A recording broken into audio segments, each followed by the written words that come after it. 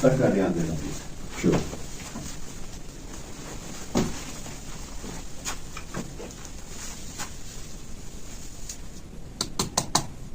Wood. That is also wood.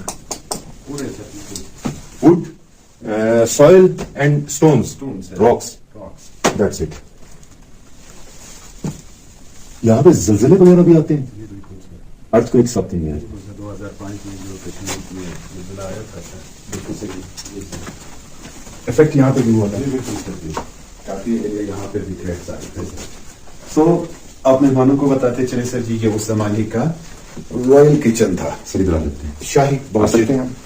شاہی باورچی خانہ آپ کہہ سکتے ہیں کہ اس زمانے کا رائل کچن تھا. آپ کے سامنے جو ہے سر جی کوکنگ ایریا ہے.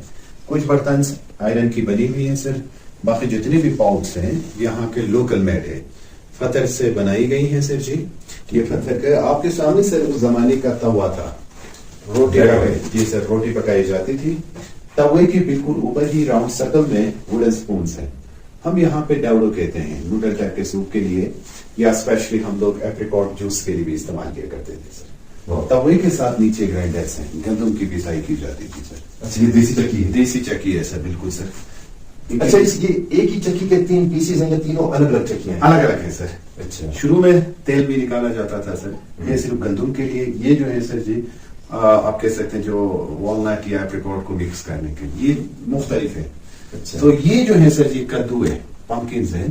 باہر چینل یا گلیشیئر سے پانی لا کے برتنوں میں اسٹور کیا کرتے تھے. یہ چائنیز سیڈ پمپکن ہے سر.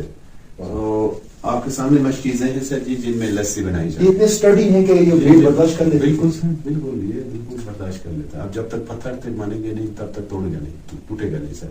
نہیں there should be a process to make them that much sturdy. Especially sir آپ کہہ سکتے ہیں ابھی تو کدو تو آپ کے کھیتوں میں بھی بنتے ہیں. بالکل سر اسی طرح ہمارے کھیتوں میں بنتے تھے. اس کو ڈرائی کر کے تقریباً 3 سے 4 مہینے تک